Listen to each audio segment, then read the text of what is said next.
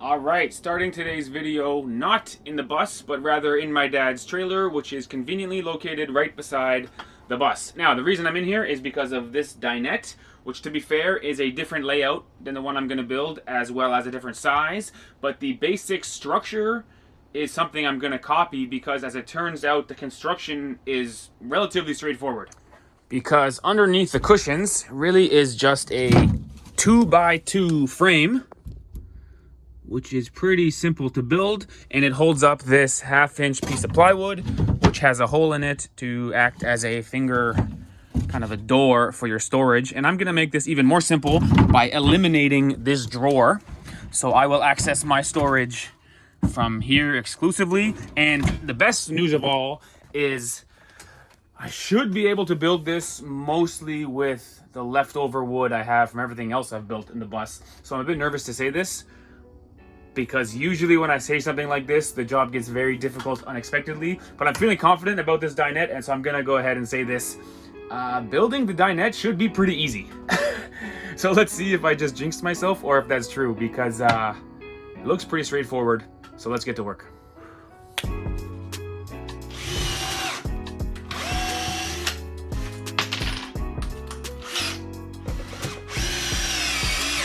And just like that, the first chair has been completed. I think it looks half decent and it should function properly. Now I've decided to use some leftover ceiling boards for the space my feet and legs will go. I've got to put something here so I can figure out the exact spacing of the table so it can go up and down to be in dinette configuration down to couch configuration. So I figure might as well use these ceiling boards I've got left over because I already paid for them, and I think I have enough to do both sides.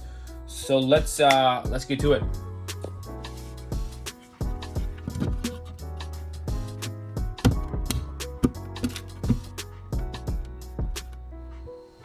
And so, of course, you guys already know what happened. I said this project was going to be very easy, and it's already become harder than I had expected. What happened is this wall, this gray plastic, really came out of nowhere at me. It's a classic who put that there, it wasn't there this morning type scenario. So what I've done is I've made this seat, obviously a different shape you can see, with the little arm hanging off the side. This way the cushion on top will still be the same size, although I think the plywood up the back, which will be the seat back, will have to take the curve a little bit around that corner. Hopefully it's not too flimsy. Let's see if I can make this proper and solid.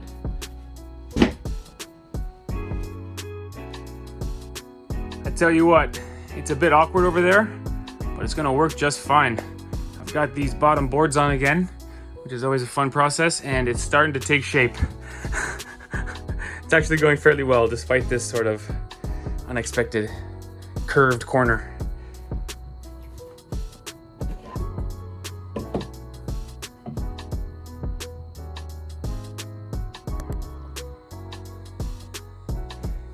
Check this out. Poof! Like magic. We have couch form with no cushions yet. Which can also be bed form. Oh yeah! Oh yeah!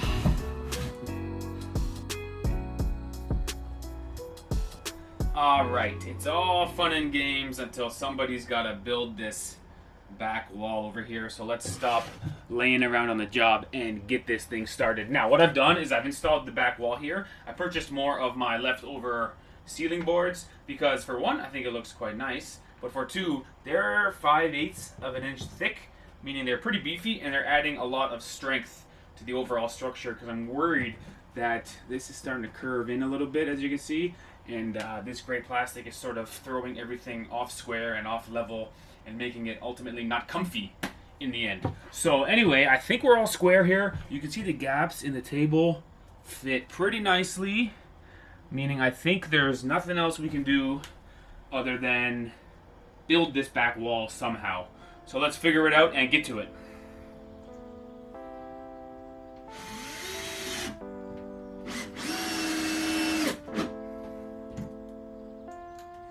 I tell you what, maybe I was overthinking it, because all I've done is put a wooden frame on the back of it like I normally do, and it's pretty straight. You can see at the top it sort of curves, but I think the cushion should be able to cover that up and no one will notice. And I guess the level is not perfect, but it's as good as I'm gonna get it. So I'm gonna leave it like that and move on to this ledge, which has the potential to look really good if I can notch this board out just correctly along each of these window studs. It can be a pretty good looking piece here. So let's see what happens next.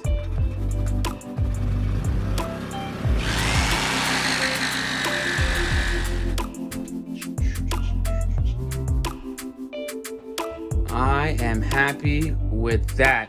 Don't mind these gaps here. I cut it a little big. There's gonna be one of these coming down here, which will cover all that up anyway. So I cut it big on purpose just to make it easier for myself. I'm happy with that. Nice. Just great.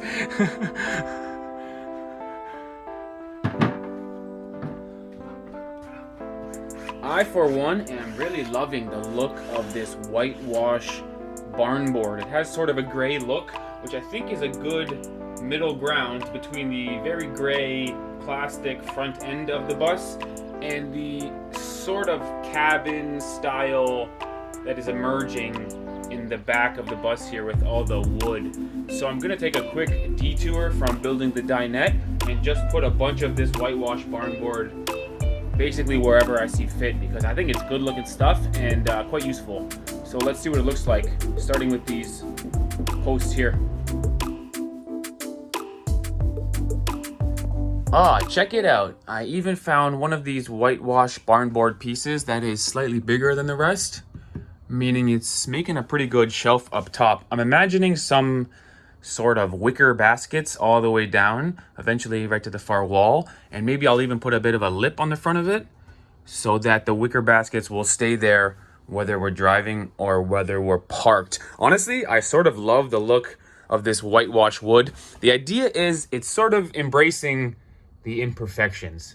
And this is good for me because, quite honestly, my carpentry skills have a lot of imperfections. So for example, if my seams don't exactly match up, or wherever my custom carpentry was a tiny bit off, it sort of fits with the theme of this barn style, you know, embracing the broken wood. It kind of looks beautiful to me. I'm even considering putting some barn board on the outside of the bathroom here. Keep in mind, these boards are big enough where I could run a single board from the bottom all the way to the top, right around this whole area, starting from the door jamb all the way to the door jamb of the bathroom. I'm not really one for design, so let me know in the comments if you think that'll be a good idea. It could be too much barn board, but I kind of like this style because it really fits with my sort of lack of carpentry skills.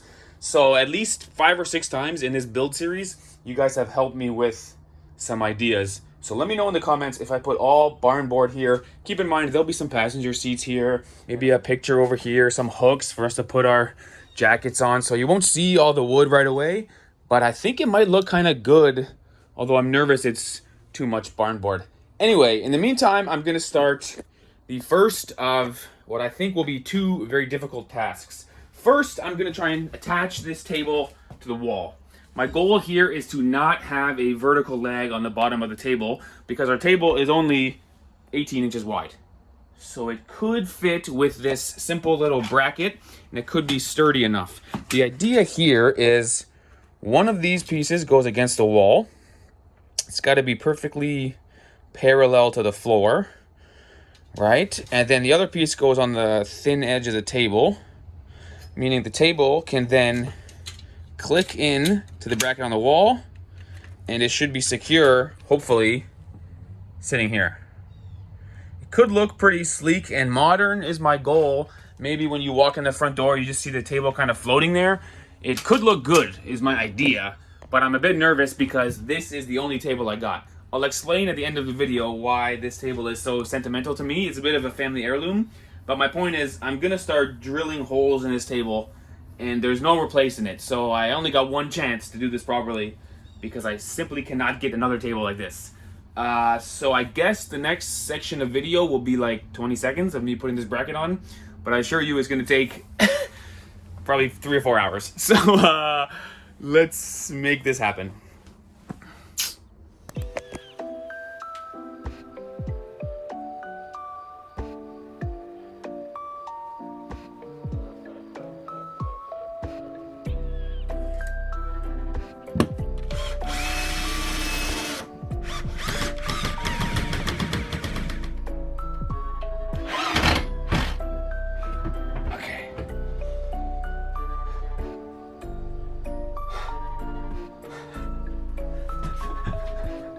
It's not bad. It's a bit saggy. I gotta shim it up. You can tell it's coming off the wall downwards, but I could potentially shim the bracket on the wall. Or do you think this is too bouncy? No, that's not good. So it's gonna need a second support just here somewhere. Boop, like that. Okay, I'll build some diagonal thing. I really don't want the straight leg coming all the way down. It's so ugly. So I think I should build something on the diagonal. If I was really good, when the table's in bottom position, right, the diagonal leg would go right back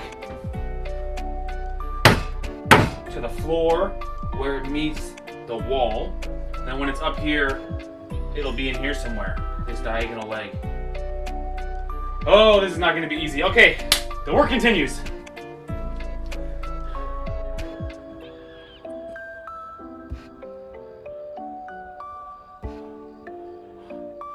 Awesome.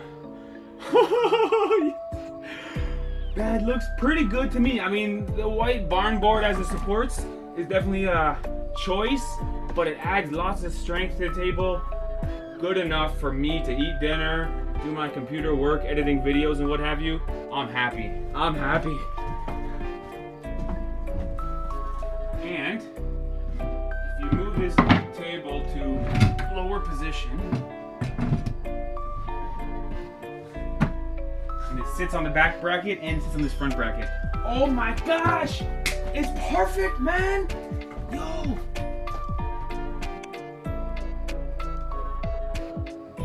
Wow! Rock solid. Oh man, great success.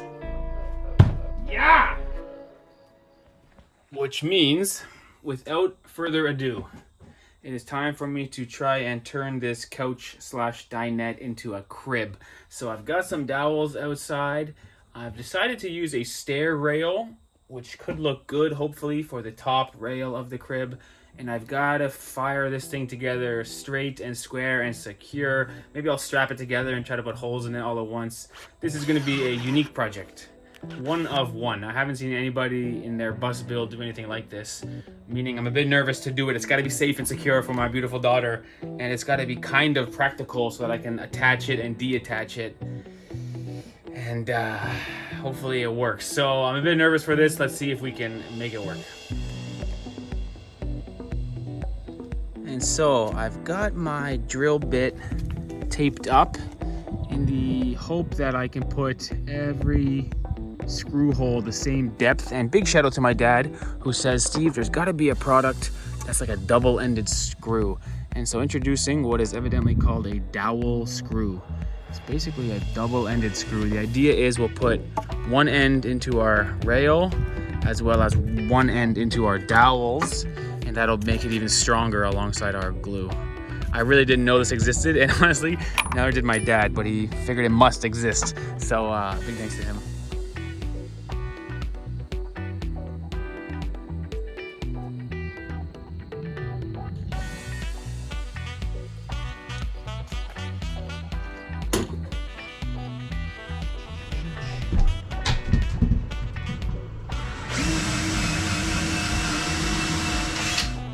All right, without further ado, it is time to install this thing. And I gotta say, based on my first impressions, I am so happy with how it looks. It is safe, it is secure, and it is 100% custom because I've never seen anything like this in anyone's bus build. So, first things first, naturally, these bolts are way too long.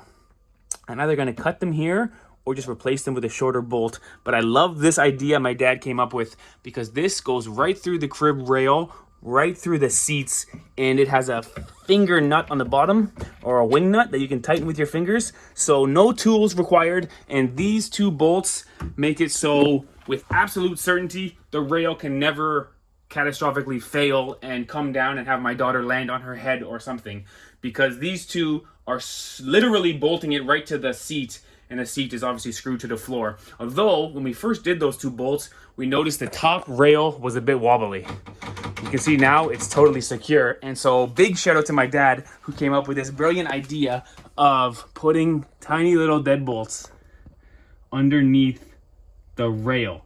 Not only is it totally secure on both left and right, but what I love about it is it's pretty sleek, because when this is in couch mode or when it's in dinette mode, you'll never see any hardware. So it's a crib, it's a dinette, it's a couch, it's 3-in-1. And overall, I think the construction and the design is pretty good for someone of my skill. I slowly kind of incrementally improved the design until in the end it all came together. I didn't see the full picture in my head as I started, but in the end, it's safe, it's secure, and I hope my daughter loves it. It's kind of massive to be a crib, so it's almost like a playpen at the same time.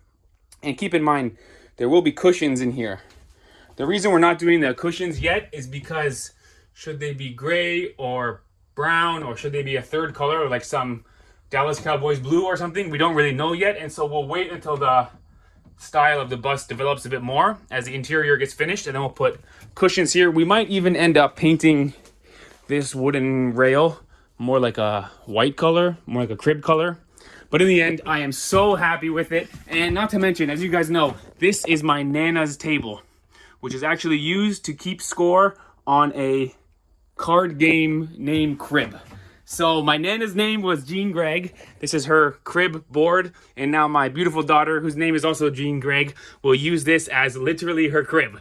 So this is definitely the most sentimental part of the bus for me. And similar to the design of the crib, I didn't know when I started this bus project that I would use my Nana's table.